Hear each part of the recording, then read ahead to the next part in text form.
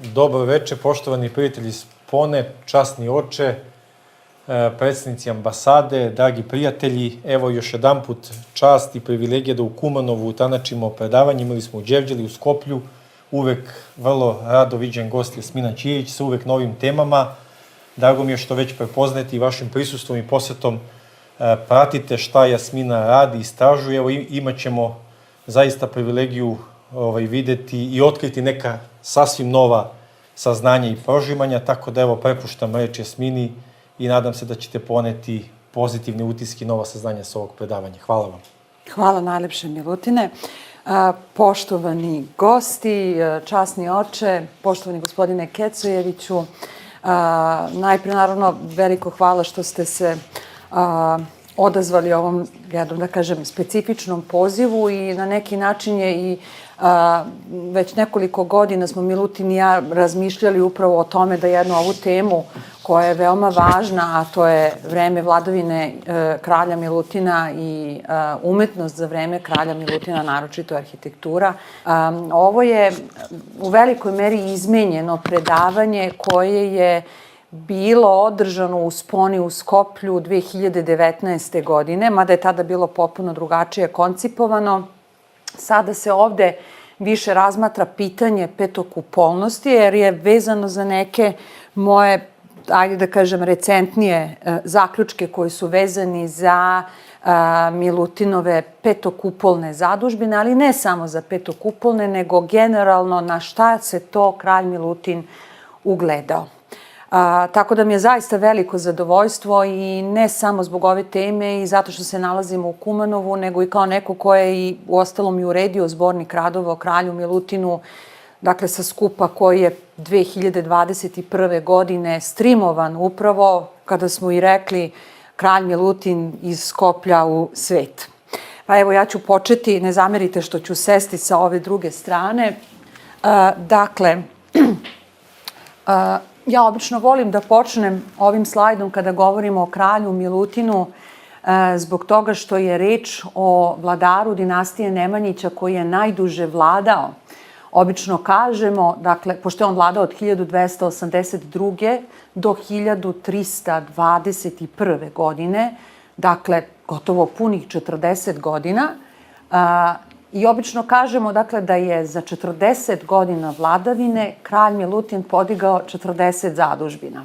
Ne znamo, naravno, da li je pouzdano, dakle, baš 40, ali ono što znamo jeste da njegov biograf, arhijepiskop Danilo II, u žitiju kralja Milutina, kaže da kao što se ne mogu izbrojati peska zrno, tako i ne može se izbrojati i broj zadužbina kralja Milutina, odnosno njegove milostinje. Od svih vladara iz dinastije Nemanjića, ono što svakako možemo zaključiti je da je kralj Milutin onaj koji je najviše portretisan. Dakle, mi pouzdano možemo pratiti njegove portrete već iz Sopoćana. On je ovde prikazan, to je onaj prostor, južni zid priprate gde je prikazan pored svoje majke, kraljice Jelene, Anžujske, odnosno Anđel. I on je ovde sasvim mali dečak, vrlo verovatno nekog uzrasta od 7 do 8 godina. Zatim ga vidimo ponovo u Sopoćanskom naosu, dakle u zapadnom postrojenju, odnosno zapadnom traveju. Ovde je prikazan već kao mladić po pretpostavkama Vladimira Petkovića i potonjih nekih istoričara umetnosti, verovatno je ovde već imao nekih 14-15 godina. On je tu prikazan u povorci iza svoga oca Uroša I. Zatim, hronološki gledano, ponovo imamo kralja Milutina prikazanog pored brata Dragutina u zadužbini Svetog Ahilija u Arilju. I oni su tu, budući da je ta crkva otvorena i uvek je, ako se nađete kojim slučajem u Arilju, možete vidjeti da su Dragutin i Milutin relativno slično naslikani, kao da su blizanci, da se ne zbunite, ali i tekako se zna, naročito što u Arilju i sačuva natpis, pa znamo ko je Milutin, a između ostalog Dragutin drži model hrama. I naravno ono što je važno, i ovde ćemo se na ovaj portret vraćati, To je portret iz crkve Bogorodice Ljeviške u Prizrenu, jedini Milutinov portret koji je sačuvan na purpurnoj osnovi zbog toga što je upravo, dakle u ideološkom kontekstu, ovim portretom je on proslavljen kao veliki triumfator, jer je crkva Bogorodice Ljeviške upravo prva zadužbina koja je njegova ktitorija, odnosno koju je on podigao nakon svih velikih vojnih poduhvata koje je on preduzeo, a naravno protiv Romejskog carstva. Onda, hronološki gledano, sledi portret kralja Milutina iz male crkve u Studenici, to je crkva svetih Joakima i Ane, poznatija u narodu kao kraljeva crkva. On je tu prikazan takođe na južnoj strani i tu ga sada, naravno, mi vidimo otprilike kako se čak i njegove vladarske insignije na neki način menjaju. Inače je ovaj tip krune upravo kruna koja je i odabrana u Istorijskom muzeju Srbije kao replika krune kralja Milutina. Vi u Beogradu možete videti, radio je Goran Pokimica u filigranskoj tehnici, da znate da je to upravo po ovoj kruni iz Kraljeve crkve. I od tih portreta kralja Milutina imamo dva portreta kojima na neki način je zabeležena Milutinova starost, odnosno zaista pozne godine. To je pre svega ovaj koji ste vi, Nenade, imali prilike da vidite u Hilandaru. Dakle, i poslednji portret nakon ovog hilandarskog je portret za koji, verovali ili ne, se zna opet iz žitija koje nam je ostavio arhijepiskop Danilo II. Dakle, ovo je iz manastira Gračanica, prepoznajete naravno model crkve koju on drži. I smatra se da je živopis Gračanice, verovali ili ne, završen 7 dana pre nego što se sveti kralj upokojio 29. oktobra 1321. godine. Tako da na neki način razlog zašto pokazujem ove portrete je upravo zbog toga što mi možemo pratiti njegov životopis i kako se između ostalog menjao ne samo njegov fizički izgled, već i njegove pretenzije, ali ono što nam je važno jeste da imate u vidu da naravno savremenici kralja Milutina nisu bez razloga njega zvali carem bez carske krune.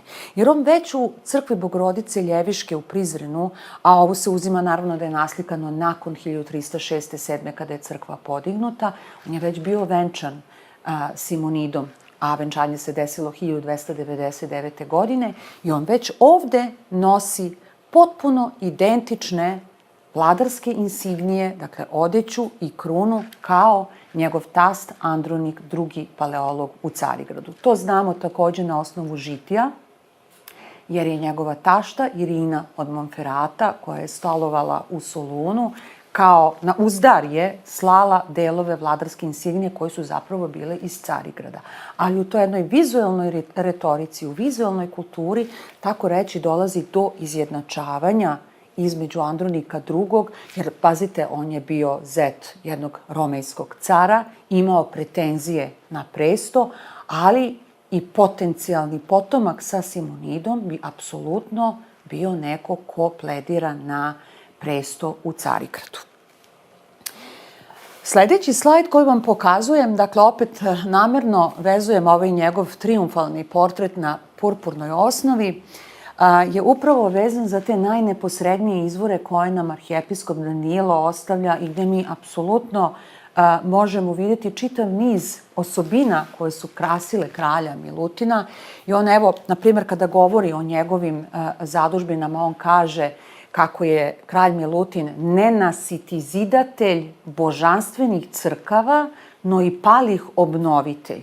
Što je vrlo važno, jer nam on kao istorijski izvor ostavlja ono što mi vezujemo za ostatke materijalne kulture na samom terenu, dakle in situ, jer znamo, i to je recimo već slučaj od Svetog Nikite u Čučeru kod Skoplja pa nadalje, da kralj Milutin uglavnom obnavlja napuštena episkopska sedišta, i to je slučaj ne samo sa crkvom Bogorodice Ljeviške u Prizrenu, Gračanicom takođe, nego i neke druge manje crkve poput Svetog Nikite, koja je takođe bila napušteno crkvište, odnosno napušteni sakralni prostor.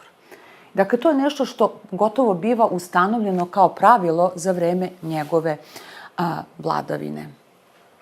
Međutim, ono što je važno, dakle, pored kralja Milutina, jedna od najprominentnijih ličnosti savremenika kralju Milutinu jeste bio veliki logotet, upravnik carske riznice u Carigradu, poreklom iz Nikeje, dakle mesta gde je održan prvi Vaseljenski sabor, a njegovo ime je bilo Teodor Metohit.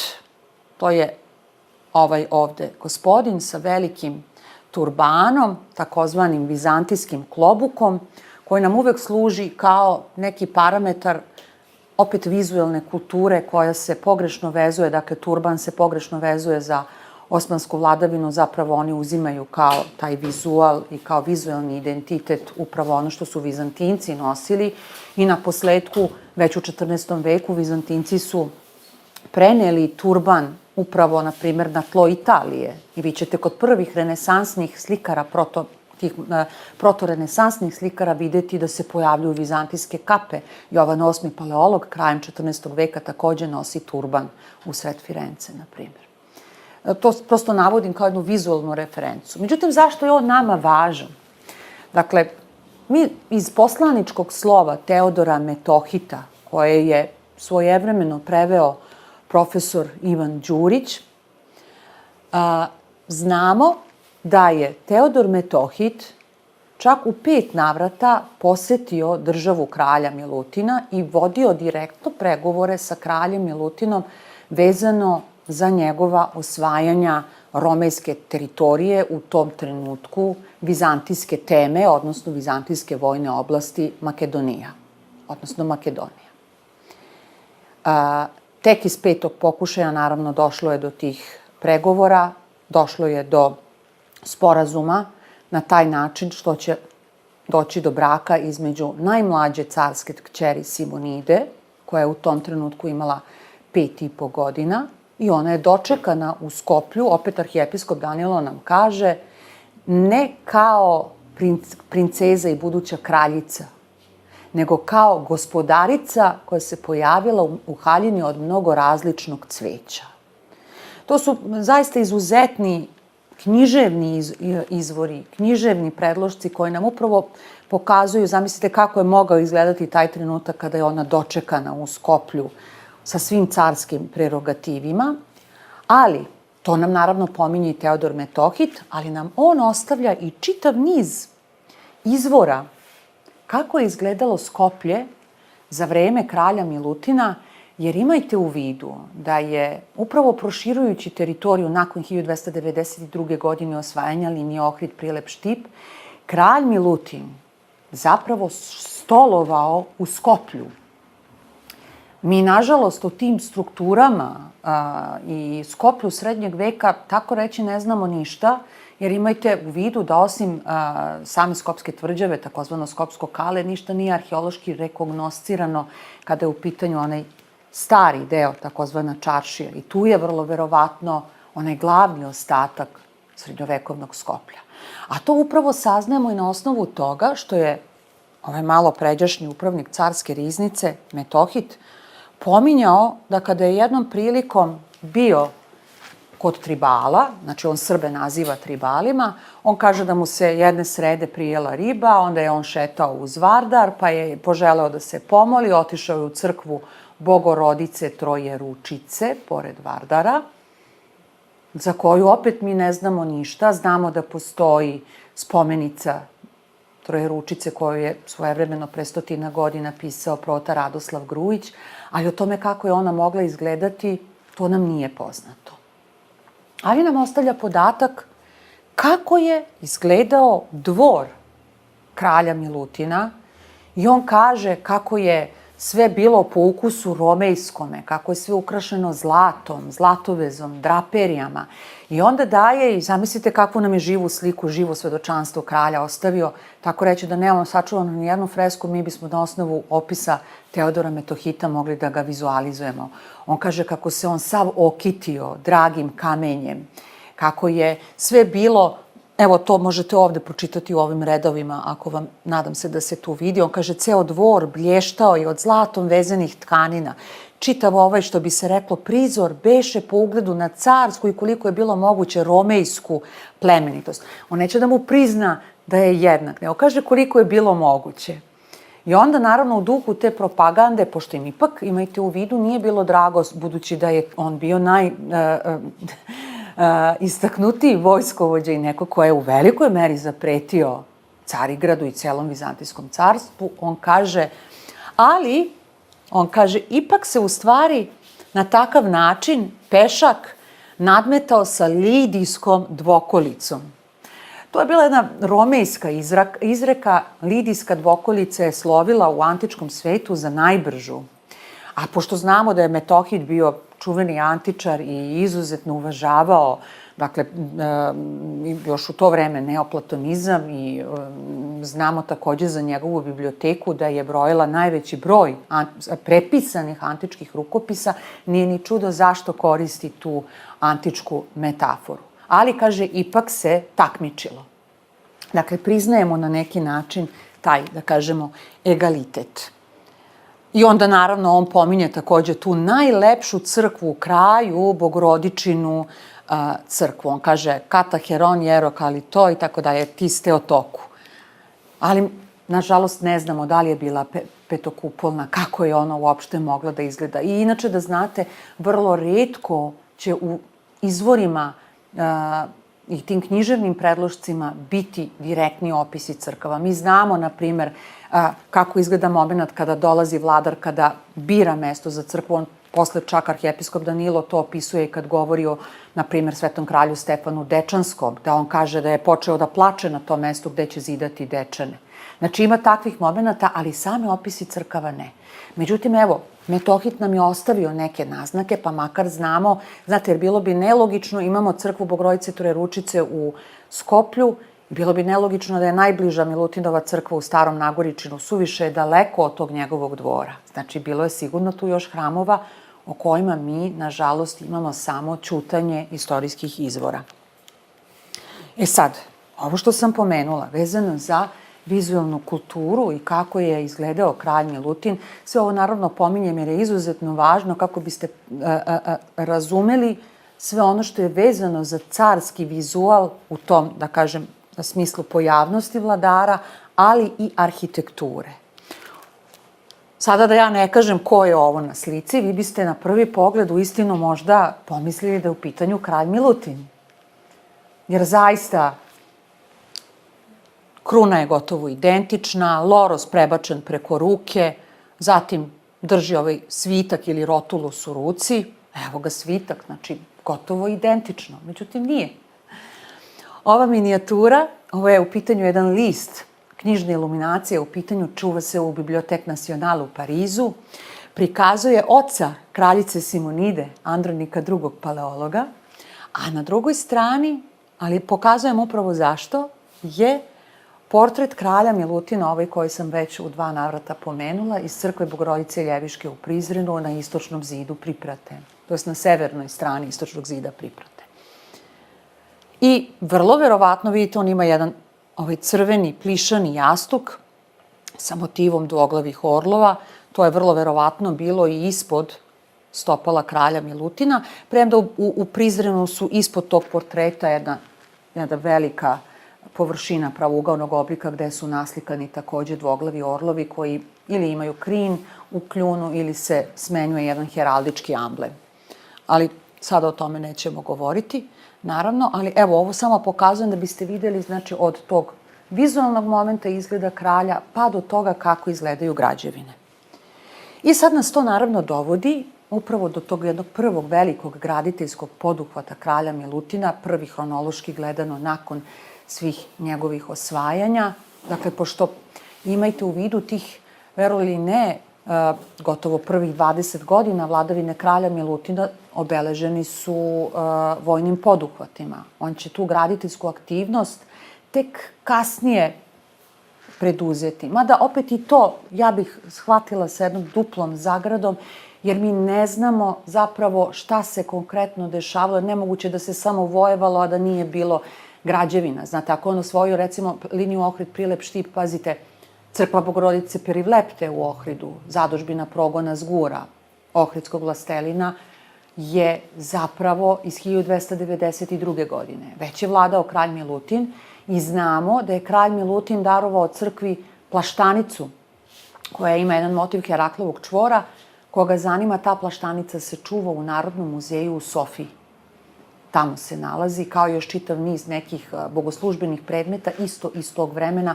To je, nažalost, od vremena Velikog rata, naročito za vreme okupacije u Drugom svetskom ratu, nažalost, premešteno u Sofiju iz ne samo Perivlepte, nego iz nekih drugih sakralnih objekata. Tako da, evo, ono što smatramo i ono što je istoriografski pouzdano jeste crkva Bogorodice Ljeviške.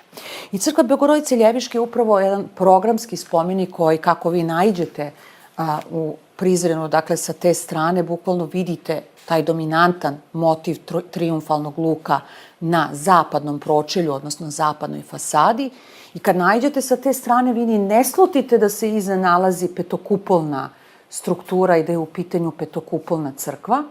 I ono što je vrlo simptomatično i vrlo interesantno, po prvi put u srpskoj srednjovekovnoj arhitekturi mi znamo ime protomajstora, odnosno arhitekte. Taj arhitekta je ostavio svoj potpis i on se zvao Nikola. Ne znamo ništa drugo za njega. I upravo od tog vremena, kada se potpisuje protomajstor Nikola, počinjemo polako i da uviđamo i ko su slikari. Za vreme kralja Milutina svakako znamo Mihajla Jastrapu.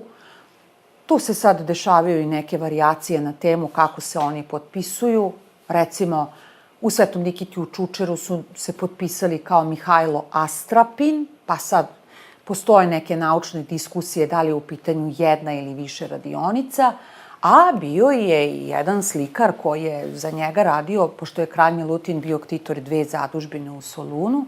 Jedna je crkva Svetog Nikole Orfanosa, gde je slikar napisao da je on najbolji slikar u Tesaliji.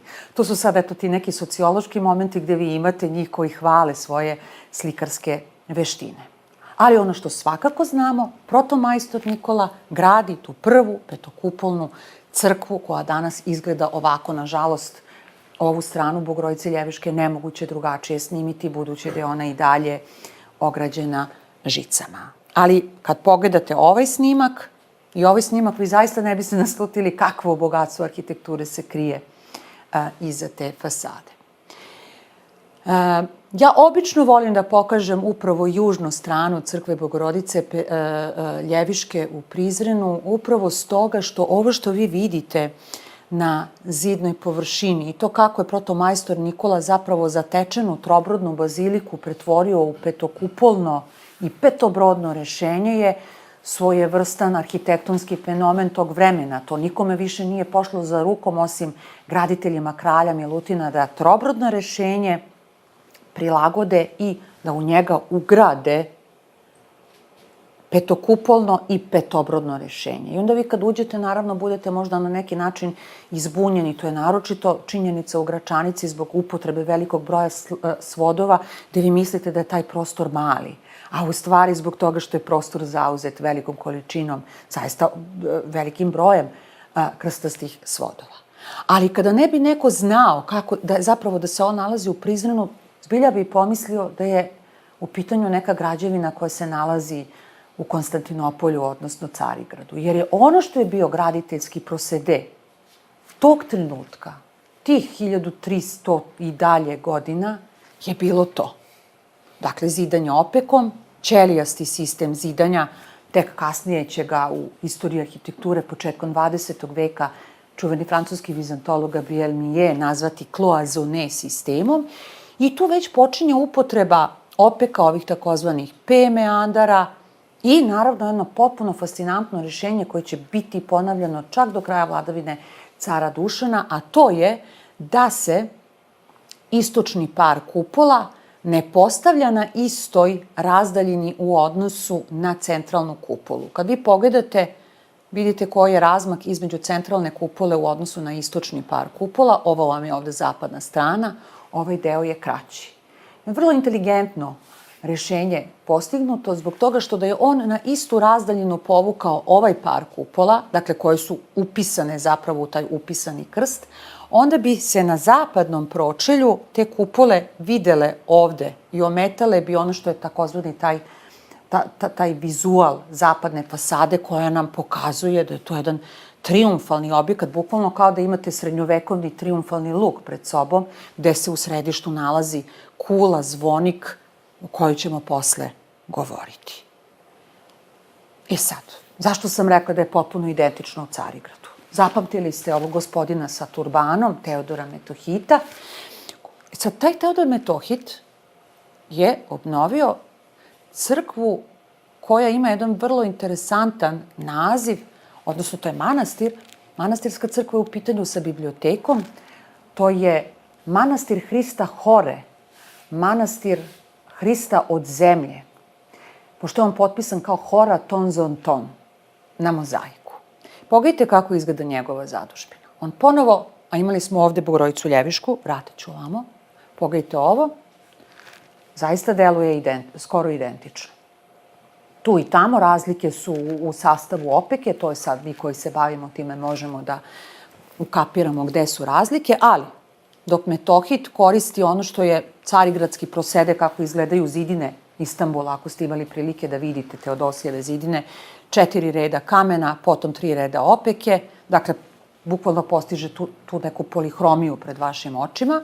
On opet koristi motiv presečenog polustubića, zatim stepenasto smicanje lukova, ugrađuje trolučne prozore i evo kako izgleda taj crtež. Crtež nam pokazuje da je na prvobitnom zapadnom pročelju, ali skroz sa desne strane, to je ovde gde je meni, nažalost, presečen snimak, bio zvonik. Taj zvonik postoji u Bogorodici Ljeviškoj. E sad, šta je sada tu problem? Kada čitate knjige iz oblasti istorije arhitekture, obično se kaže, s obzirom da je Teodor Metohit bio upravnik carske riznice, pa se nekako unapred pretpostavlja da je on taj koji je imao nadmoć, veći broj majstora i tako dalje. I onda će historiografi reći, kralj Milutin se ugledao na Metohitovu zadužbinu manastira Hrista Hore. Zaista podsjećaju, ovo vam je crtež Bogorodice Ljeviške, ovo vam je ta jedna nepravilna, da kažem, intencionalna asimetrija s ovim kupolama, ali imamo hronološki problem. Mi imamo, pouzdano znamo, na osnovu natpisa koji je izveden u Opici na crkvi Bogorodice Ljeviške, koja crkvu precizno datuje i hvala protomajstoru što je ostavio taj zapis u 1306. to jest 1307. godinu. A Metohit, koji je ostavio čitav niz pisama koje su svojevremeno neki istoričari, uključujući Ihora Ševčenka, prevodili, pa se žali koliko ga koštaju majstori koji treba da raščiste teren, pa da je to čišćenje terena za Horu koštalo toliko da je mogao da izgradi 3 nove crkve, ali znamo da je u pitanju 1325. godina. A mi imamo Milutinovu zadužbinu iz 1306. godine. I sad vidimo da, naravno, hronološki tu nešto, rekli bismo po narodski, neštima, nešto nije u redu. Jel' tako? Ali su historiografi napisali, on se ugleda na Teodora Metohita, Metohit je drugi čovek Vizantijskog carstva, nema šanse da je srpski vladar mogao to da podigne. I sad, eto, to je znak pitanja, to je upitnik broj 1. Problem hronologije. Dakle, nije Metohitova zadužbina poslužila kao uzor za ta prva petokupolna rešenja. Evo kako izgledaju. Ovde imate 3 kupole. Ovo je to jedno veliko pitanje, te takozvane namerne asimetrije u geometriji romejske arhitekture, nije ni važno. Kako izgleda Bogorodica Ljeviška? E sad, šta je u stvari tu problem? U Hori je postojao zvonik, danas je tu minaret, zato i možda neki koji su posetili Istanbul pa ne prepoznaju tu fasadu, pošto je ono međuvremenu postala džamija, takozvana Kahrije ili Karije džamije, i pre nekoliko godina je vraćen status džamije ponovo. Evo kako izgleda taj interijer Bogorodice Ljeviške. Ovo sam pomenula malo čas za ove motive dvoglavog orla ispod Milutinovih nogu, pošto je kad prođete kroz zapadni ulaz ispod zvonika, prvo što vidite kao posmatrač iznad vas jesu teme koje su vezane za Bogorodicu. Zatim tu se nalazi zapadni portal, moguće da je ugrađen kao spolija, dakle kao vrata koja su pripadala prethodnoj crkvi koju Milutin zatiče na tom mestu početkom 14. veka. A zvonik je iznad. I sad pazite, dve su stvari bitne. Srpska srednjovekovna reč za zvonik je bila stълб, odakle je i potekao naziv Đurđevi stupovi u Starom Rasu. Druga, vrlo važna simbolika za stub je vezana takođe za Svetog Đorđa. Mi znamo da kada je Simeon Nemanja bio u zatočeništvu u Carigradu, odnosno kada je bio na Prinčevskim ostrvima, i dan danas tamo postoji manastir, baš iz 12. veka, Sveti Đorđe od zvona. I to je zapravo taj epitet koji će Sveti Simeon Nemanja po povratku u Ras, kada podiže Đurđeve stupove, zapravo povezati taj carigradski model zidanja i sam kult Svetog Đorđa koje zahvaljuje jer ga je izbavio iz zatočeništva. I tada, dakle, od Đurđevih stupova se na pročeljima srpskih crkava pojavljuje zvonik, odnosno stup. U crkvi Bogorodice Ljeviške ta simbolika stuba je dodatno ojačana, dakle, upravo kada vi prođete kroz zapadni portal, to je ovaj ovde portal. I sad ste vi već ovde u prostoru priprate. Kada se okrenete, prvo što vidite, preko puta vas je kralj Milutin. Dakle, prošli ste kroz triumfalni luk, aha, sa leve strane mi je kralj Milutin. To je, dakle, taj triumfator koji je proširio srpske zemlje. Preko puta, iznad portala, je Sveti Simeon Nemanja u stavu oransa, onog koji moli za ceo srpski narod. Sa njegove jedne strane je Sveti Sava. Ovo što vidite su kasniji dodaci iz 17. veka, pošto je preslikavani, dakle, taj prostor. I sa druge strane Sveti Stefan Prvovenčani. I razume se, naravno, potpuno vam je jasna logika zašto ovi simboli dvoglavog orla ispod. Takođe ima jedan heraldički simbol u kojem sam ja davno, predno 14 godina, pisala šta bi značio, jer je ovaj simbol upravo jedan od heraldičkih amblema dinastije Paleologa i on se prvi put pojavljuje upravo u crkvi Bogorodice Ljeviške, posle će ga ponoviti despot Jovan Oliver u Lesnovu kao svoj heraldički simbol, ne slučajno. Međutim, pogledajte sada ovo. Sveti Simeon Nemanja ima poziciju dlanova kao sveti stolpnici. Konkretno, ovi su sveti stolpnici iz Gračanice i oni se nalaze prikazani na ovom stubiću, opet, dakle, imamo stubić prozora, prikazivanje svetih stolpnika, onih svetitelja koji su se podvizavali tako što su živeli na vrhu stuba. I onda, znate, ima nekih tako vrlo maštovitih slikara koji su ih predstavljali kako im ljudi dodaju korpe, kako bi jeli i tako dalje. Znači, to je bukvalno. I naravno, uvek se taj stup, to je sad vrlo zanimljivo, za nekog ko je možda antičar, uvek slikar prikazuje ove stubiće sa volutama. Možete ih videti u Stobiju, na primjer, i dan danas, jer prosto to je bilo to vreme, pozno antičko. E sad, što je zanimljivo to? Jer se između ostalog i na stubićima, evo pogledajte ovde, pojavljuju takođe delovi intitulacije kralja Milutina. Kralj Stefan. I imamo, pogledajte kako stolpnici drže ruke, ovako ili ovako. Ja sam ovde stavila različite varijante. Sveti Simeon Nemanja je prikazan upravo kao stolpnik. A s obzirom da je njegova ova predstava zapravo u osi sa zvonikom, onda možete povezati ono što je element arhitekture sa elementom živopisa koji upravo ima za cilj da dodatno istakne notu sakralnosti i Milutinovo pozivanje na to da je on legitimni naslednik svog čukun dede Svetog Simeona Nemanje. To je jako važno zato što vrlo dobro znamo na koji način je Milutin stupio na presto. Svi znamo, Dragutin se u deževi sapleo sa konja, pisao je pokojni profesor Ivan Đurić upravo o tome. Po onovremenim uverenjima, vladar nije smeo da ima čak ni povredu kuka, on je s tim povređenim kukom uostalo prikazan na jednoj fresci i automatski je presto pripao mlađem Milutinu. Milutin, da bi dodatno naglasio svoj legitimitet, se upravo poziva na nasliđe Simeona Nemanje i on će i na crkvi Bogorodice Ljeviške na apsidi, u Opeci je to izvedeno kao natpis, i posle u Bogorodičinoj crkvi u Studenici, dakle na toj susednoj crkvi koju on gradi, Svetih Joakima i Ane, dakle prvoj srpskoj carskoj lavri, podvući ponovo da je on pravnuk Simeona Nemanje i na ime tog praroditeljstva, zato on u Studenici i posvećuje crkvu Joakimu i Ani Bogorodičinim roditeljima. Dakle, i kroz taj patronim se on dodatno ustoličava.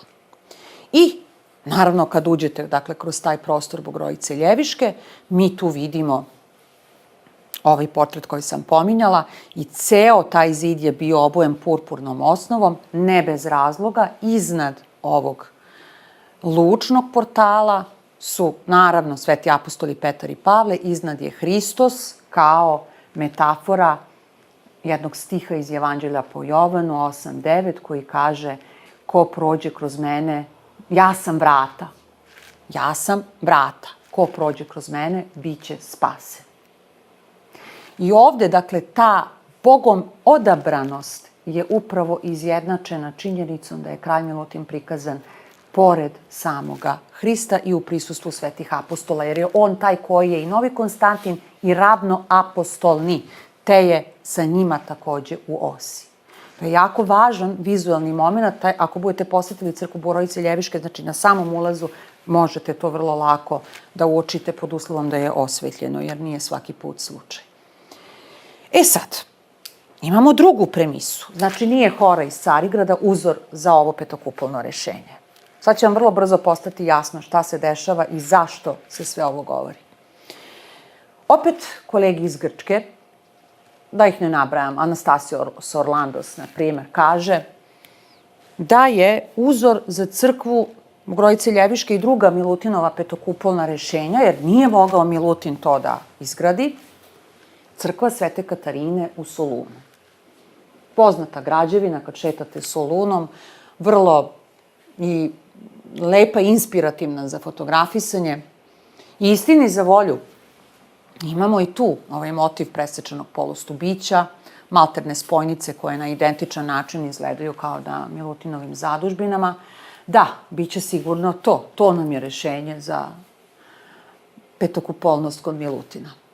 Ali imamo tu problem, jer postoje sačuvane mozaici u interijeru i znamo da je crkva iz 1320. Dakle, podignuta je godinu dana pre nego što se Milutin upokojio.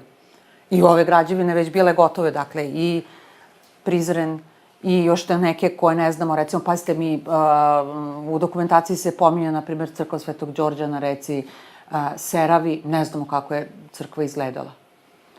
Znači, čitav niz građevina, ne znamo čak ni gde su se nalazile, ali evo, i Staro Nagoričino je bilo gotovo, i Gračanica kao, eto da kažemo, ta najlepša završnica te simfonije Milutinove arhitekture. Dakle, nije ni crkva Svete Katarine. Onda će neki, uključujući i još neke kolege koji su se bavili opekom, reći da, uzor Milutinu je sigurno crkva Svetog Ilije u Solunu. Međutim, nije ni ona. Ona je inače veoma ozbiljno i opsežno restaurirana, pošto je bila poprilično oštećena i dobro, samo što je ovo jako dobra restauracija. Evo kako ona izgleda. Malo je tamniji snimak, jer je ovo nešto slikano 5-6 popodne, davne 2007. Ali nije ni ta crkva, jer ona je iz 1327. Znači, ona je još 20 godina mlađa od Milutinovih zadužbina. Markus Rautman, koji je doktorirao na crkvi Svetih apostola u Solunu, je opet istini za volju rekao da Milutinove zadužbine imaju ove prepoznatljive triumfalne lukove sa opsežnom upotrebom ukrasa u opeci I da je vrlo verovatno kralj Milutin kopirao sve te apostole gradeći svoje zadužbine. I ona jeste petokupolna, evo vidimo ta bočna rešenja, kako izgleda. Nije ista profilacija ovih kupola, ali apsida je tu i tamo negde nešto što bi možda moglo da nas podsjeti pre na perivleptu nego na ono što imamo na kraljevskim zadužbinama. I ovo zaista kad pogledate liči, ali nije. Natpis iz crkve i kameni natpis na portalu kaže da je 1321. Dakle, opet, to je godina upokojenja kralja Milutina. I sad, naravno, ostaje pitanje šta je to? Šta bi moglo da bude uzor?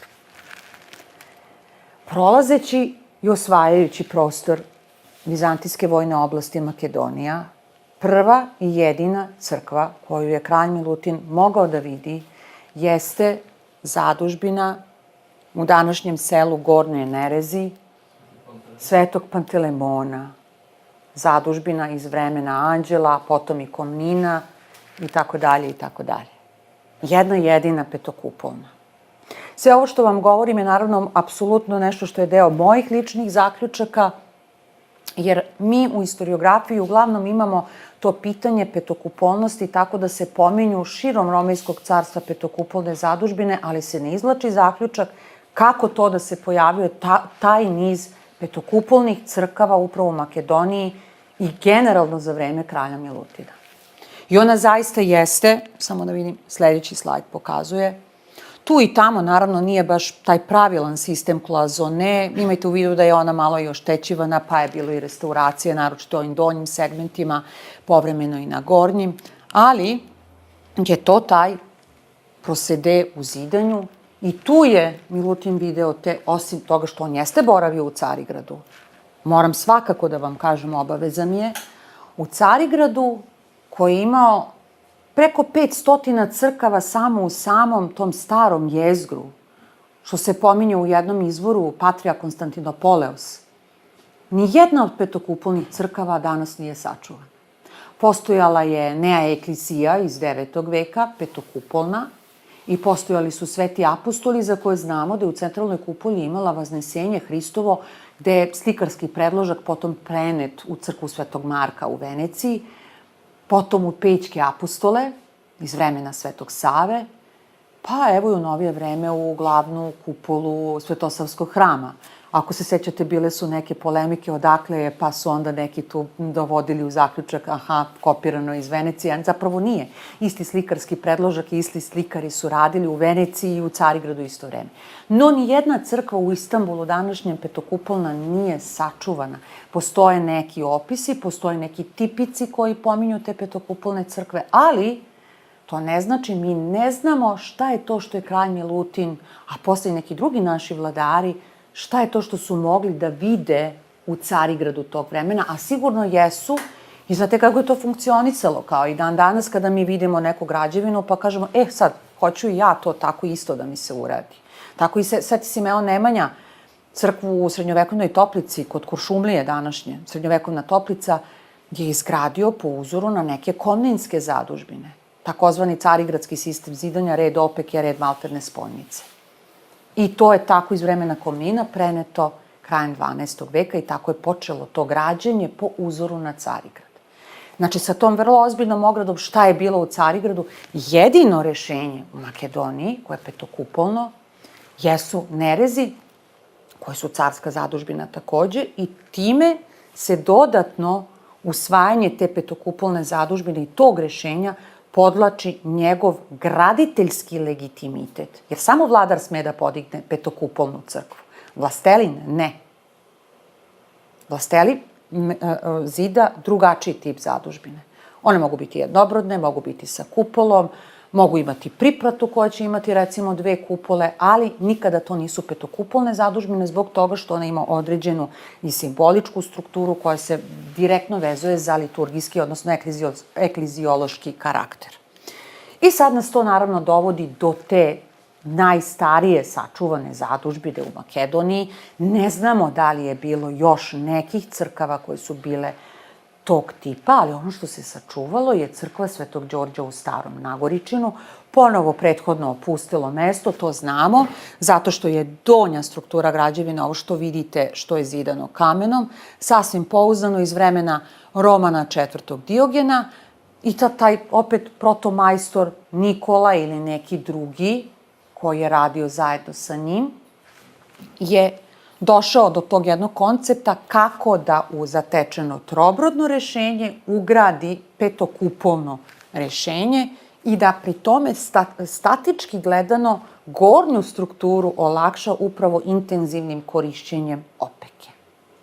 I sad, zašto je to uopšte nama važno? Naravno, sada ja neću ulaziti u istorijat istraživanja o ovome, imate i na YouTube kanalu Spone moje predavanje od 31. oktobra gde smo govorili o Đurđu Boškoviću, kako je istraživano, kako je utvrđeno koji je arheološki sloj itd. Da nema natpisa iznad zapadnog portala, mi ne bismo uopšte znali, ponovo nagađali bismo koja je crkva.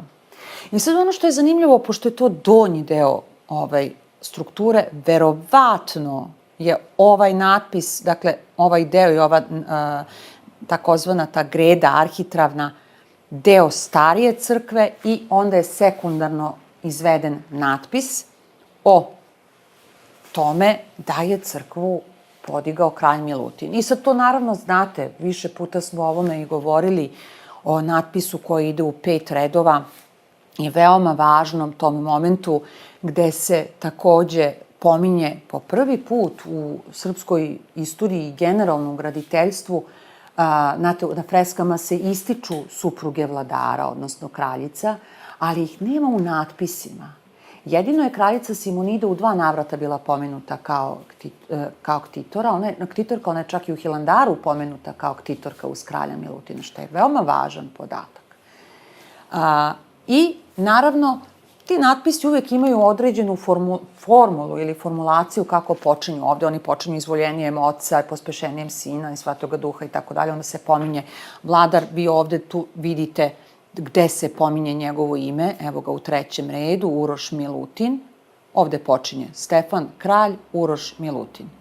I ono što je vrlo važno, znamo iz poslednjeg reda da je podignuto u godini, ovo je kasnije dodato, u godini kada je kralj izbio Turke.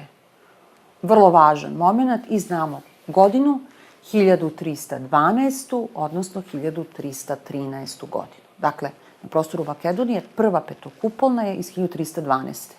Starija od svih ovih koje kolege grčki historiografi, a potom od njih prepisuju i neki iz Amerike, iz historiografije, arhitekture. I onda se, znate, kad se 2-3 puta pogreši, u historiografiji navodi stalno jedno te isto, a da zapravo imamo ozbiljan problem hronologije podizanja crkava. Naravno, razume se uz te određene materijalne nedostatke.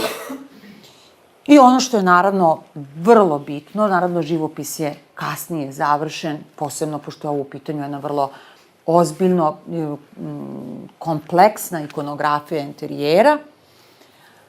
Dakle, tu je sačuvana predstava kraljice Simonide, zatim kralja Milutina sa modelom zadužbine kako daruje Svetom Georgiju model. Ono što je interesantno, sad mi je krivo što nisam stavila drugi snimak, jer zapravo već se ovde vidi da je ta ktitorska kompozicija, slikar gde želi da napravi prekid, on stavi liniju. Sa leve strane od Simonide, verovali ili ne, su prikazani zajedno sa njima Konstantin i Jelena. Čime se upravo, dakle, činjenicom da je ktitorski par prikazan pored Konstantina i Jelene, zapravo želi da pokaže ta ideja koja postoji još od vremena Svetog Simeona Nemanje, a to je da je srpski vladar zapravo viđen kao novi Konstantin. I samom činjenicom, dakle, izjednačava se upravo ideja Milanskog edikta, bitke kod Milvinskog mosta, cara Konstantina i između ostalog, dakle, nije slučajno zašto se krstovi potenciraju na samom ulazu na zapadnom portalu Starog Nagoričina. To možete da vidite kad otvorite vrata crkve i dan danas, pa sa druge strane, dakle, od one drvene konstrukcije, opet morate koristiti, pretpostavljam, nešto od osvetljenja. E sad, uz tu ideju novoga Konstantina, uz činjenicu da je kralj Milutin, verovali ili ne, dobro, sada je to pod skelama pa se ne vidi, ali ispred njega je jedan stub. On je i tim postavljanjem ktitorske kompozicije preko puta stuba ponovo podvukao tu ideju onog koji je branitelj i stub hrišćanstva, opet napodobije Svetog Simeona Nemanje koji je bio stub i u Prizrenu u crkvi Bogorodice Ljeviške. Sad, naravno, on nam ostavlja kao ktitor, dakle, činjenica je, znamo da se krstovi ističu pored portalnih konstrukcija kao svojevrsni apotropeji, odnosno zaštitni znakovi. I pre 2012. godine, upravo u onoj zadužbini Hrista Hore u Carigradu, ja sam uspjela da pronađem da su u Hori sa strane, upravo ovde gde su naslikani kod kralja Milutina, bili ugrađeni enkolpioni, odnosno krstovi koji su bili relikvijari u kojima su se čuvale čestice Hristovog stradanja. Ima jedan moj rad objavljen na tu temu u jednom turskom časopisu na engleskom jeziku. Mi nismo imali ugrađene relikvijare, ali smo imali naslikane krstove u samoj toj portalnoj konstrukciji. Međutim, to nisu obični krstovi, nego imaju određene oznake, kao što je ova FHFP, dakle u uglovima krsta. I to će se pojaviti još jednom u Starom Nagoričinu, a vidjet ćete posle na fasadi. Crkva je, naravno, kao što znate, posvećena Svetom Georgiju, to nam je vrlo bitno.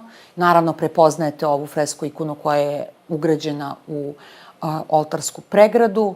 Vrlo važno mesto, dakle, ne samo za vreme kralja Milutina, nego i posle za vreme svetog kralja Stefana Dečanskog, za kojeg vezujemo te dve čuvene molitve ispred ikone Svetog Đorđa. Jedna od njih je upravo pre bitke kod Velbužda 1330. godine u novijoj istoriji.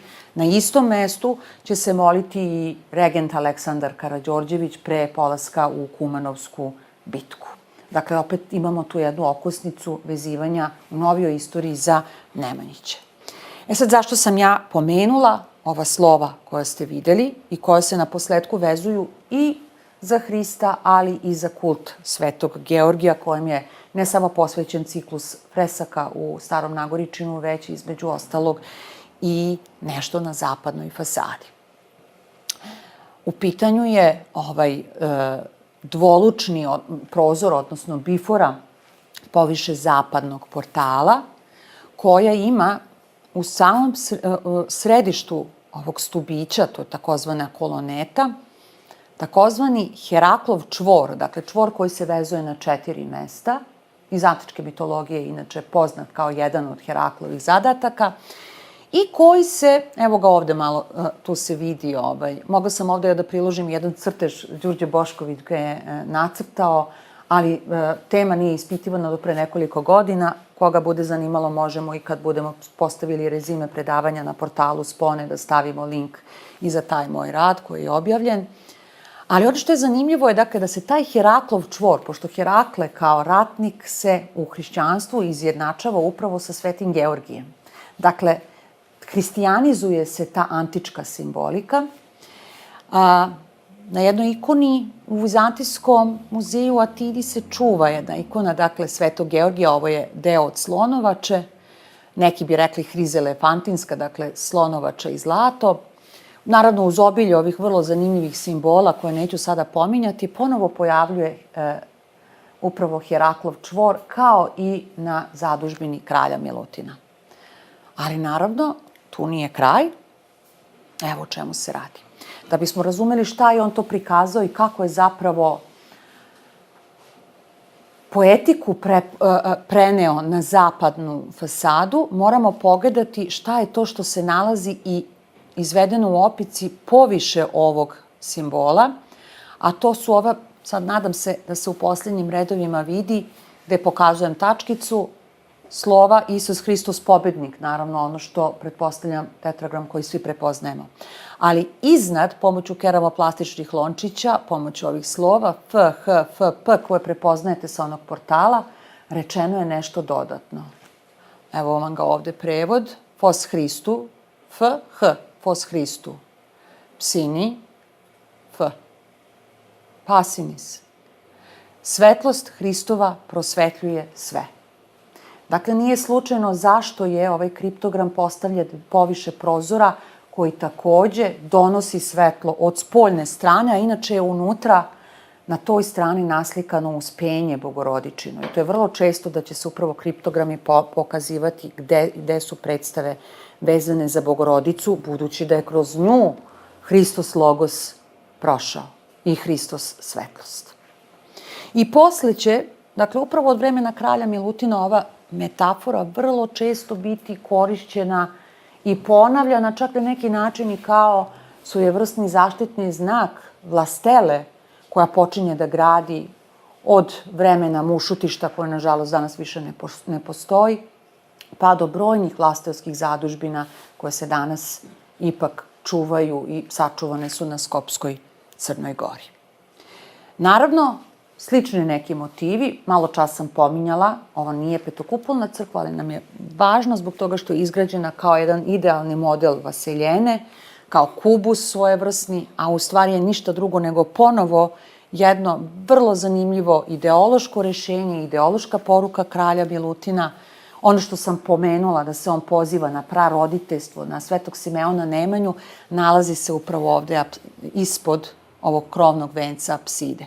I ona je sama po sebi isto zanimljiva, jer, znate, iako je kralj Milutin imao dovoljno finansija da cela fasada bude izvedena mermerom, njegov graditelj će imitirati jednim specijalnim nožem koji se zvao haraksa, crte, dakle, u malteru, kako bi oponašao Bogorodičinu, jer nije ni bila poenta da on nadvisi lepotu Bogorodičinog hrama, nego da se samo u simboličkom smislu pozove na zadužbinu svog praroditelja.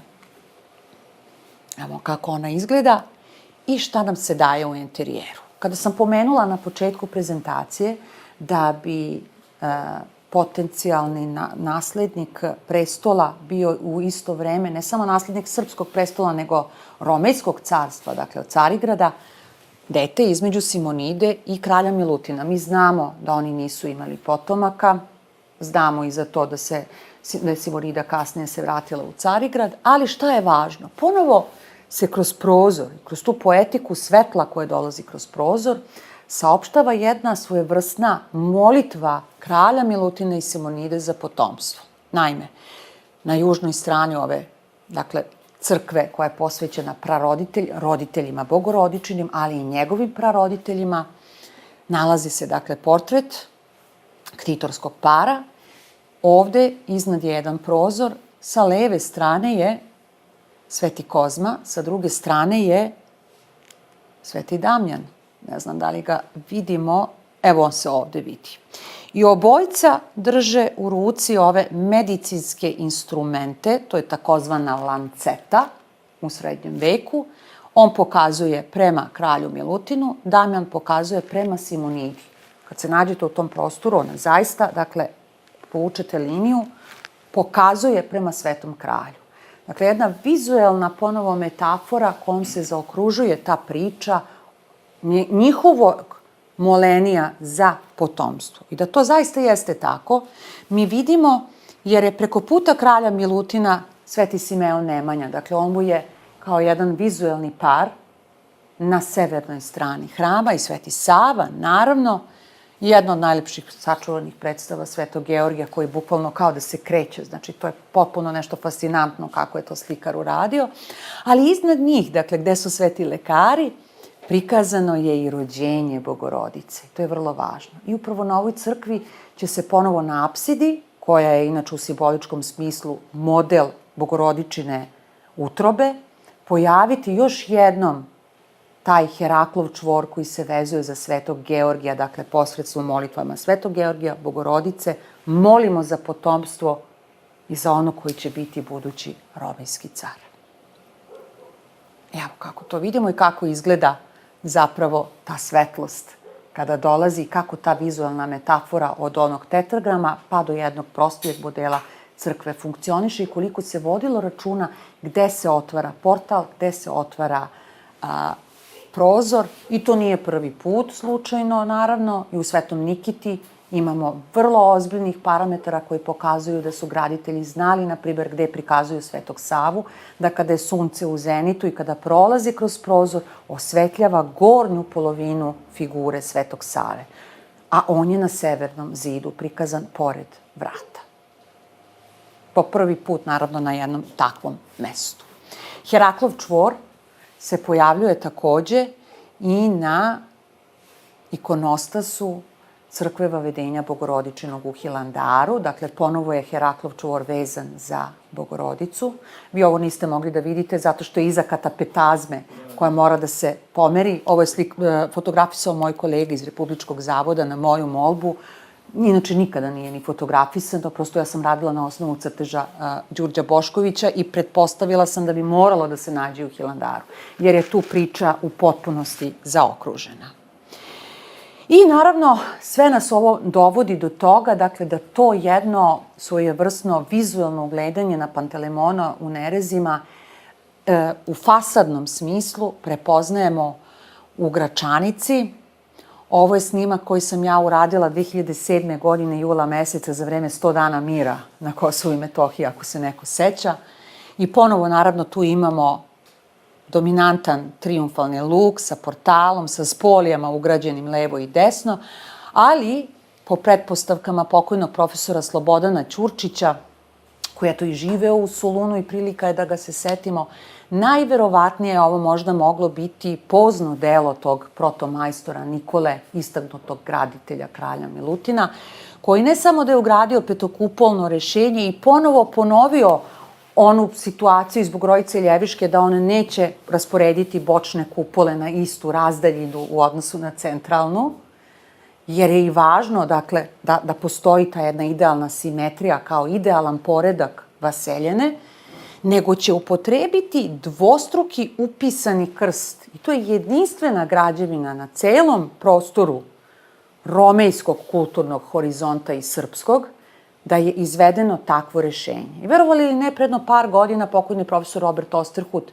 je napisao, radeći na osnovu zaista starih fotografija, kako Gračanica možda i nije neko najbolje rešenje u odnosu na Carigradsko. A da pri tome mi nemamo više ni jedno rešenje ponovo tog dvostrukog upisanog krsta i onoga što sam pomenula, da kada vi uđete u prostor Gračanice, ona deluje mala i tek kad podignete glavu vi vidite to obilje svodova koje će posle toga biti ponovljeno jedino u Dečanima koje podižu Sveti kralj Stefan Dečanski i potom Stefan Dušan kao kralj i car. I naravno tu vidimo taj takozvani ćelijasti sistem zidanja koji ja obično volim da pomenem upravo zbog toga što je neophodno taj moment sakralnosti zida i opeke posmatrati upravo kao ćeliju Hristovu u koju se svi zidamo i da to jeste zapravo bila ideja graditelja, dakle ne samo značenje freske unutra, već i onoga što je s polja, dakle kao taj jedan epidermis crkve. Ja moram samo da kažem ovde jedan ličan moment da je, i to bih svima preporučila, da Gračanicu uvek fotografišete negde oko 5-6 popodne. Ja ovo pamtim kao jedan od najlepših momenata. Ne sećam se da sam bila umornija i da su mi najlepše, možda, ovo su inače fotografije koje su svojevremeno objavljivane u Politici kada sam o tome pisala. I ono što je važno jeste da ovaj protomajstor Nikola, pogledajte kako on postavlja te kupole. Mi se sada tu kroz ovu arhitekturu sećamo i Nereza i Starog Nagoričenja, a on je bukvalno načinio tu jednu sintezu petokupolnosti i bukvalno, dakle, imamo tu jednu najlepšu pesmu koju je u graditeljskom smislu protomajstor iskazao upravo Gračanicom. I nije ni čudo zašto je Gračanici svojevremeno i Desanka Maksimović posvetila svoju čuvenu pesmu. I naravno, posle Gračanice to nas vezuje upravo za ono rešenje koje sam ja pomenula, dakle da će to pozicioniranje kupola i to ugledanje na petokupolna rešenja za vreme kralja Milutina biti ponavljano i za vreme svetog kralja Stefana Dečanskog. Doduše, on je kratko vladao do 1331. godine, ali nam zato mnogo više odgovora daje upravo arhitektura za vreme cara Dušana. Šta je Dušan zapravo uradio? Pazite, S obzirom da znamo tu celu priču, da je Dušan učestvovao, o tome smo juče govorili u Skoplju na predavanju o Ljubotenu, dakle da je bilo umešanosti vlastele koja je bila na strani mladog kralja Dušana još i za vreme bitke kod Velbužda i posle toga, dakle da se sada ne ponavljam sa tim detaljima, Dušan se mnogo više ugledao na graditeljstvo i na, tako reći, ceo taj ideološki konstrukt kralja Milutina nego na svetokralja Stefana Dečanskog, svog oca. Iako je Stefan Dečanski, mi znamo, bio prognan, njega je oslepeo po priči kralj Milutin, bio je u izgnanstvu u Carigradu, upravo u manastiru Pantokratoru. Dušan će odrastati u Carigradu i sve te carske ambicije potpuno prirodno da će usvojiti vrlo rano i normalno je da je ono delo koje je imao kralj Milutin hteo on da završi. I šta je u stvari on uradio? Obnavljajući crkvu Bogorodice u Matejiću, a inače znamo, dakle, da je Matejić postojao još i 1300. godine, jer upravo u toj povelji Svetog Đorđa Gorga, koju je izdao kralj Milutin, on pominje crkvu Bogorodice Crnogorske, a to je Matejić. I da ju je takođe darovao, ali ne znamo ništa osim toga. On je samo pominje kao eto jedno mesto, kao toponim i to je to. On će na bočnim fasadama praktično izvesti ono što je uveličana verzija Svetog Nikite i vi kad uđete u Matejiće iz pravca zapadnog portala, čim pogledate sa vaše desne strane, nalazi se predstava Svetog Nikite. Ni malo slučajno, jer ovde je, čim prođete kroz vrata, preko puta Sveti Nikita. Verujem da ste bili pa se sećate. Kad uđete u Matejiće sa zapadne strane, čim pogledate sa desne strane, kod trolučnog prolaza, ponovo je tu Sveti Nikita ratnik.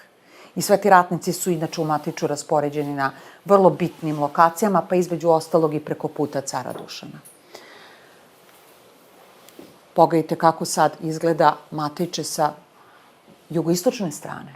On je, dakle, upotrebio rešenje uveličanog Svetog Nikite u fasadnom smislu na tim bočnim kalkanima, ali sa jugoistočne strane on kopira ono što su osnovni obrisi Svetog Đorđa u Starom Nagoričinu.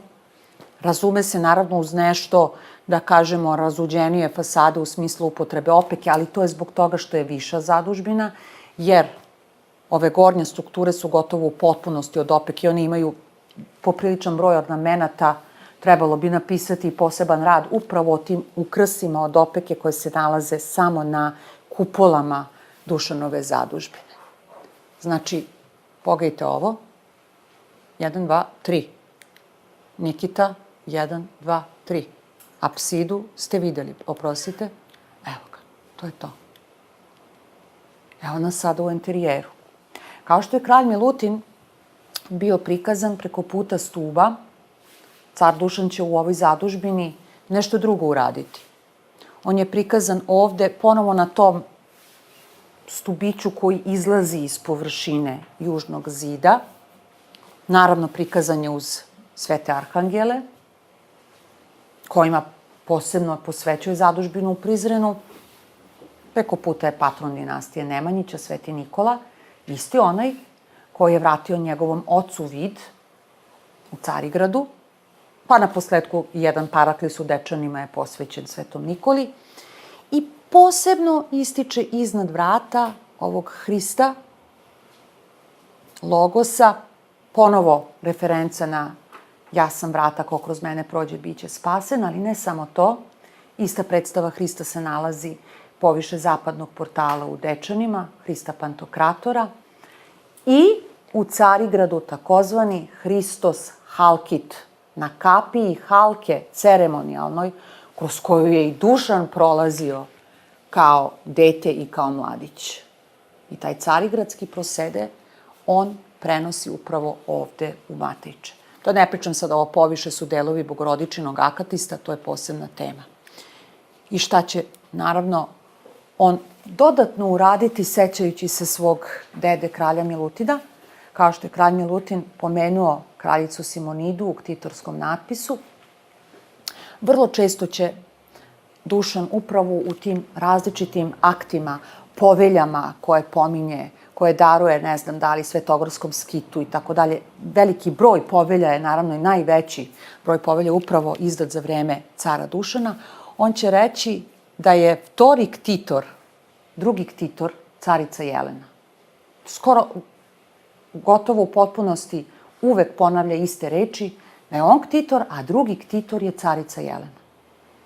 Samo u ta dva slučaja, dakle, kod kralja Milutina i Simonide imamo i posle kod cara Dušana. Dakle, to njegovo ugledanje, ovo je razlog zašto ja uvek spajam ove dve slike u toj vladarskoj ideologiji, negde to započeto delo kralja Milutina okončaće, ajde kažemo, privešće kraju car Dušan, nije mu u potpunosti, razume se, uspelo. 1355. godine se upokojio pod krajnje nepoznatim okolnostima, ali nam je ostavljeno ono što je u materijalnom smislu na tumačenje i na povezivanje šta u stvari jeste bila srpska arhitektura i kako pitanje petokupolnosti zapravo postaje jedno od suštinskih pitanja i to problema sinteze srpske arhitekture. Od Studenice pa do tih komplikovanijih rešenja, zaključno upravo sa Matejićem kao poslednjom tom carskom zadužbinom koja je sačuvana. Ja bih ovde, naravno, završila slajdom upravo dve najpoznatije zadužbine, što nipošto ne znači da Staro Nagoričino, dakle, smemo da preskočimo, jer se ono najneposrednije vezuje za Svetog Pantelejmona u Nerezima. Tako da, eto, pitanje petokupolnosti koje za nukleus ima Svetog Pantelejmona, zadužbinu iz vremena Anđela, potom Komnina, sve do onoga što je poetika paleologa, gde apsolutno Sveti kralj Milutin donosi ta ingeniozna rešenja i čini se prednjačeći u odnosu na prestonice kao što su Konstantinopolj i Solun. Ja vam zahvaljujem na pažnji i na volji da saslušate ovo predavanje. Najljepše hvala.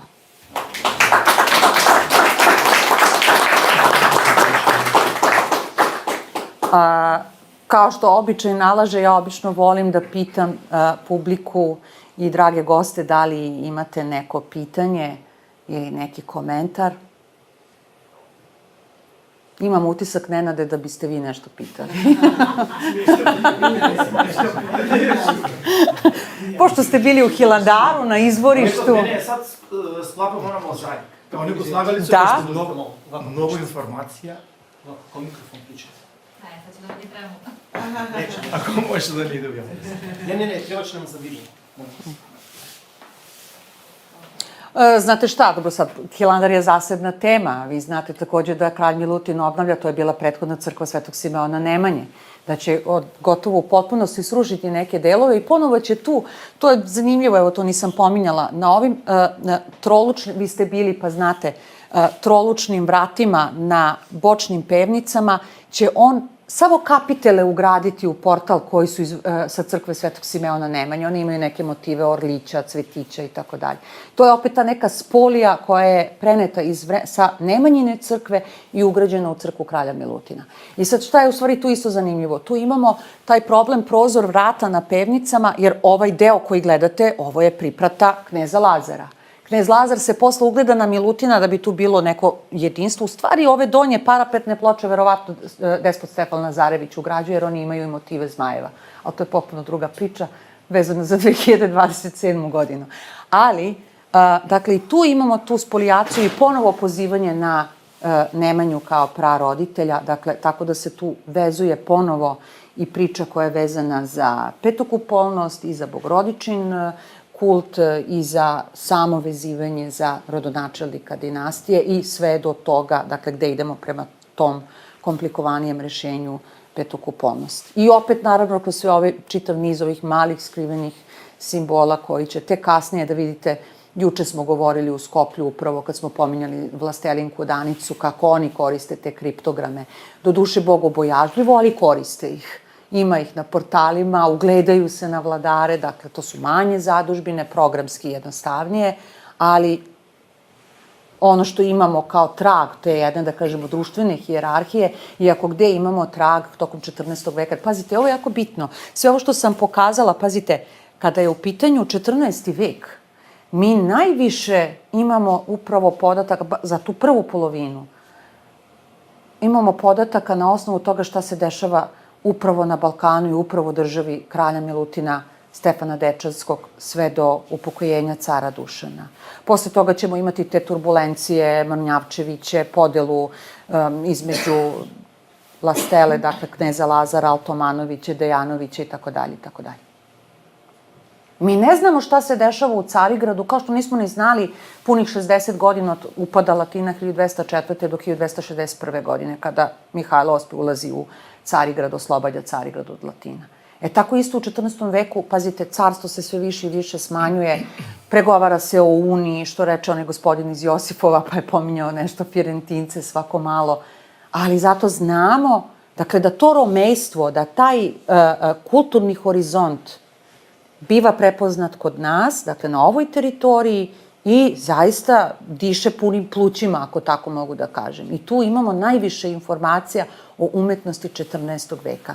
I ako negde mogu tu da zaključim ovo predavanje, znate, kad se govori upravo o vremenu kralja Milutina, slobodno se može reći da sve njegove zadužbine, naročito ono što se ovde dešavalo je, da je to freska srednjovekovne Evrope.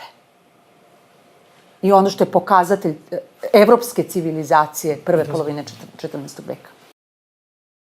Juče je emitovana emisija na Radio Beogradu 2 u vezi crkve u Ljubotenu. Ja sam govorila o toj crkvi. Da, upravo. I na radio. Da, ja sam slušao celu emisiju i juče i danas, mislim, sve se okreće oko vizantijske Commonwealtha, vizantijske kulturne sfere. A uopšte se nigde ne citira to da je Gračanica čak i u nekim evropskim, da kažemo, katoličkim okvirima jedan arhitekturalni biser 14. veka. Da, ali dobro, to... Ali uopšte, mislim, hoću da kažem, ne izlazi se malo šire od cele... Vi ste citirali, ja sam gostovala u toj emisiji, govorila o Ljubotenu, ali ne možemo poredimo Ljuboten kao malu vlastovsku zadužbinu. Samo da, zašto smo toliko ograničeni... A jeste čuli kada sam malo čas rekla, niste možda obratili pažnju kada sam rekla za Gračanicu, da je Robert Osterhut rekao da to i nije neko rešenje, a da to zapravo nije tako, već da je u pitanju dvostruko i upisani krst i jedinstveno rešenje. Niste me možda čuli? Nisam, da, možda sam propustio. Ja sam naprotiv baš branila gračaničko rešenje kao jedinstveno i kao nasleđe celog čovečanstva. Baš zbog toga, znači, zato što Gračanica u svetskim okvirima, u svetskim enciklopedijama nije prepoznata adekvatno i čak imam utisak iz političkih razloga se najčešće, pa čak i u ovoj novoj arhitektura od Konstantina Velikog do Sulejmana Veličanstvenog, reprodukuje na nivou poštanske marke. Uvek je mala reprodukcija. Taj problem reprodukovanja, ja sam o tome pisala još 2010. godine, kada sam rekla da je vrlo pogrešno postavljati reprodukcije, recimo ovako kako pokazuje objekat sa određene udaljenosti, jer vi dobijete monohramnu građevinu. A tek kada se objektivom približite, kad vi stanete na 30 cm razdaljine od fasade, vi dobijete ove polihromne efekte koji su vrlo rečiti, ali sada to nije predmet. Ja bih morala da organizujem posebno predavanje o fasadama pozno-vizantijskih, koji se inače bavim i problemom materijalnosti fasada, gde graditelj ima potrebu da vas uvuče u zid i da vam kaže evo to je nebeski Jerusalim, evo to je ono što hoću da ti kažem opekom. Niste me samo razumeli šta sam rekla, znači ja sam baš branila i zastupala rešenje Gračanice. I vrlo često u svim svojim izlaganjima kritički se osvrćem na Roberta Osterhuta koji na engleskom kaže da to nije particular architectural plan. Da znate. Izvinite što je malo ovako oštro, baš zbog toga što kad se nešto nepažljivo čuje, moram odmah da prekinem da ne bi bilo, i jako je dobro zbog toga što uvek imamo snimak, jer ja baš zastupam to. Ja čak i u svom radu, ne znam da li ovde imamo onaj zbornik o kralju Milutinu, gde sam govorila o problemu Horosa u Kraljevoj crkvi u Studenici, ja kažem da je kralj Milutin imao ne graditelje koji su, on jeste video u Carigradu, ali srpske graditelje, ovaj se nije potpisao na grčkom, nije se potpisao na romejskom. Protomajstor Nikola se potpisao u srpsko-slovenskoj redakciji 1306. Na srpskom se potpisao kao Nikola. Kao što znamo da su u Matejiću postojali himnografi koji se nisu potpisali i nisu bili skloni romejstvu, nego je to bio Isaija Srbin, Nikola Srbin, I to se čuva u Nacionalnoj biblioteci u Atini. Vi imate polijelej Serbikos, srpski polijelej. Nije vizantijski polijelej kompozicija. Hvala Bogu, otpevana je, možete čuti na YouTube-u, dakle, te neume su prebačene u note i može se čuti kako zvuči. Znači, apsolutno srpsko rešenje. I prosto da vam dopunim odgovor, ja nisam od onih historiografa koji kažu da mi govorimo o arhitekturi srednjovekovne Srbije. Jer imajte u vidu, jedno je reći arhitektura srednjovekovne Srbije, kako se zove i predmet na Filozofskom fakultetu u Beogradu, gde sam ja predavala 2 godine na vežbama studentima, a potpuno drugo kada kažete srpska srednjovekovna arhitektura. Ja sam tu ipak đak pokojnog Ivana M. Đorđevića, jer smo mi prva generacija koja je slušala predmet Istorija umetnosti srpskih zemalja u srednjem veku. Taj predmet se 60-ih, 70-ih i 80-ih, imajte u vidu, zvao Istorija umetnosti jugoslovenskih zemalja u srednjem veku. Pa vi vidite koliko se politički konstrukt prenosio i na ono što je visokoškolsko obrazovanje u kontekstu kulturnog nasleđa. Vi imate generacije koje su, nažalost, odnegovane na knjizi Vizantijske freske u Jugoslaviji. Ima ih vizantijskih, svakako ne negiramo to, pošto je analiziran ceo SFRJ prostor. Ali ih ima i tekako i srpskih. A ja sam, hvala Bogu, đak mog pokojnog profesora, pa kažem da je to srpsko rešenje. I naučeni smo da prepoznajemo sve te male detalje i ovo jeste srpska srednjovekovna arhitektura i to par excellence koja je išla, neću biti subjektivna ako kažem, za par klasa iznad onoga, dakle i sam svetski vrh. Eto, da dopunim sebe, pošto me niste možda najbolje ispratili. Da li ima još neko pitanje? Profesorka, samo jedan opšti utisak. Jeste smislili? Ne pitanje, konstatacije, neki opšti utisak, pošto smo pomenuli Hilandar, možda nije toliko vezano za temu. Znači, neki moj utisak, više van Hilandara, znači, može da se kaže na Svetu Goru, gde i da se ode, može da se vidi trak prvo Svetog Save, a posle i srpske srednjovekovne istorije. Znači, kralj Milutin, car Dušan, da li je krst cara Dušana, pir kralja Milutina, mislim, na svih strana.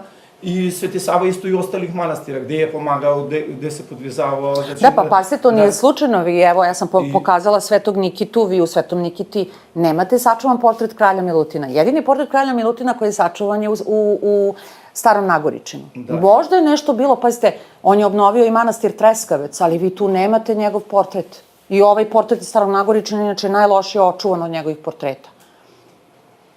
Ali zato je Sveti Sava tu, to smo govorili upravo u ovoj osnovnoj školi pre 2 dana u Josifovu. Prvo se pojavio tu u Svetom Nikiti, potom će se Sveti Sava pojaviti nakon Svetog Nikite, naravno dalje ga, dakle, hronološki pratimo. Imate ga u crkvi Svetog Nikole Bolničkog u Ohridu, s tim što, pazite, vi danas kad prođete kroz Donju Portu, vi vidite da je to zatvoren prostor. U to vreme, dok je Dušan bio kralj, vi prvo prolazite kroz Donju Portu srednjovekovnog grada Ohrida i prvo što vidite je arhijepiskop grada Nikola, do njega je Sveti Trifun, koji je jako zanimljiv jer se vezuje i za Nemanjić, jer je Sveti Trifun nastikan pored Jelene Ažujske u manastiru Gradac, kako drži krin, poviše groba kraljice Jelene, pardon. I onda imate Dušana, sa njegove leve strane je Jelena, sa druge strane sin Uroš i do potomka Uroša V. TZV Nejakog, Svetog Savu i Svetog Simeona Nemanju. Možda su čak bili, možda, nije utvrđeno, na spratu Svete Sofije u Ohridu, gore na onoj galeriji, postoje ostaci gde znamo da je bio prikazan Dušan, tada već posle kao car, jer je ispod i Jovan Oliver, onaj njegov mali paraklis. Možda je i tu bio Sveti Sava. Ne možemo znati jer nije, nažalost, sačuvano. Ali ti donji ostaci pokazuju da su bili portreti koji su pripadali caru Dušanu i carici Jeleni. I naravno s pravom, zbog toga što je to vreme obnavljanja srpske vlasti u Ohridu. Dakle, 1/1 pitanje koje je rešeno. Posle Svetog Nikole Bolničkog imate Svetog Savu sa desne strane čim uđete u crkvu Svetog arhistratiga Mihajla, pa i Gavrila, pošto ima dvojnu posvetu, u Lesnovu. Sveti Sava je prikazan do Svetog Simeona Nemanje, tu je Prohor Pčinjski, Joakim Osagovski, Znači, i sa njihove strane, druge strane, Konstantin i Jelena, dakle, neposredno uz vrata. I to ona Jelena koju najčešće ovi pripadnici ekstremističkih albanskih grupa koriste da kažu da je to Jelena, majka Skenderbega, u stvari mu se majka zvala Vojislava, ali nema veze, ne znamo istorijske podatke, ali zato krivotvorimo freske. I to je naravno potpuno u redu. Pomenuli ste Skenderbega, mislim da otac vezano za Jovan, Hilandar. sahranjen je u Da, Hilandaru. Jeste videli grob? Ne znam da li je dostupno.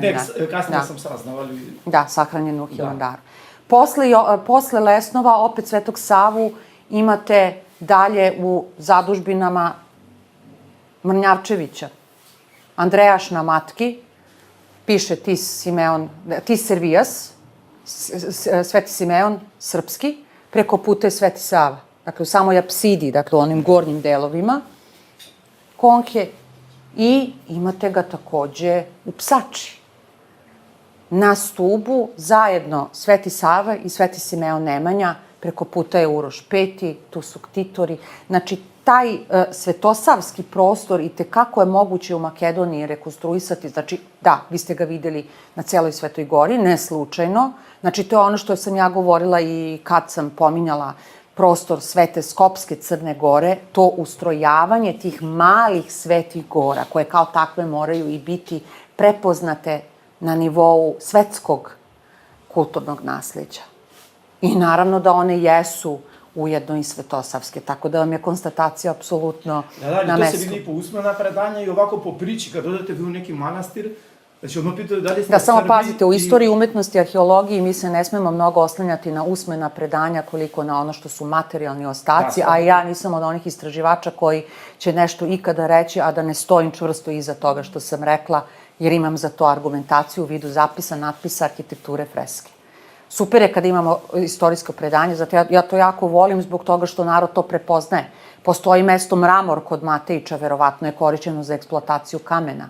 Postoji čitav niz tih toponima, pa ste Ljuboten, juče smo pričali. Etimologija je fantastična, znači ljubav sina majke.